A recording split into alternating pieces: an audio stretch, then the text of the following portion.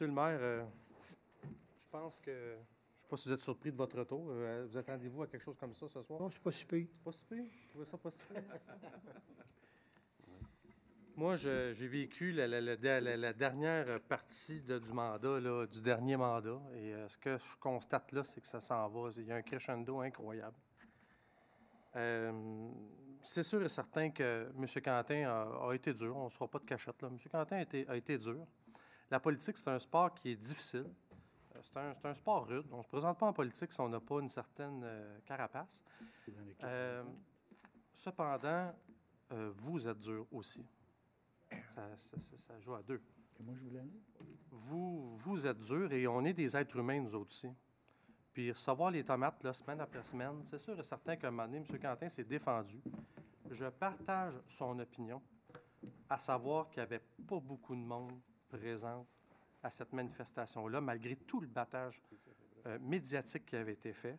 M. Quentin, je le connais, je siège avec lui depuis 8 ans. Je sais que c'est un homme qui est intègre. S'il a reçu 16 courriels, il a reçu 16 courriels.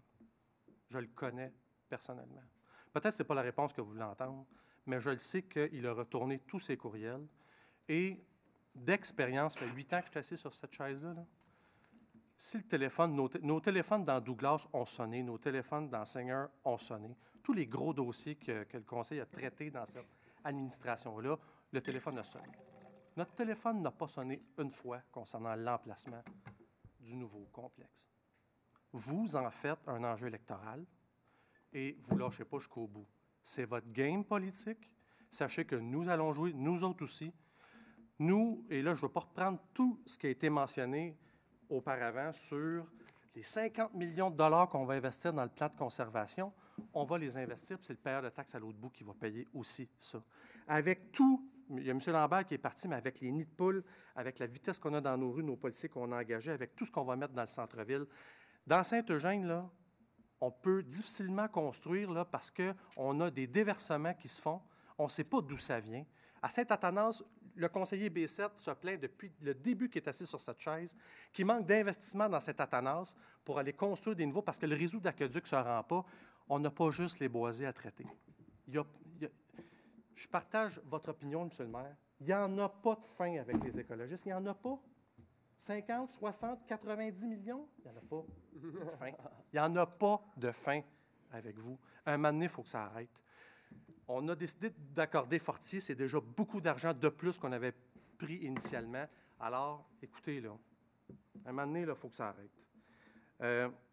Et je vous laisserai avec un article dans la presse qui a paru, je ne sais pas si ça a paru ou ça va paraître demain, c'est sur Cyberpresse.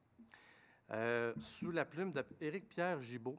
Dans un revirement de situation inattendu, la ville de Saint-Bruno de Montarville a décidé de se doter, oui, d'un plan de conservation des milieux humides. La proposition sera faite ce soir au conseil municipal.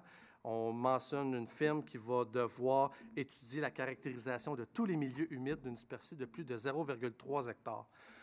Ça, c'est dans la presse d'aujourd'hui. Vous voyez que notre plan Saint-Jean qu'on a mis sur place fait même des petits ailleurs. Que ça vous plaise ou non, là, nous, on va le défendre, cette position-là, dans la prochaine campagne électorale, puis vous ne serez pas les seuls sur le terrain, on va être là aussi.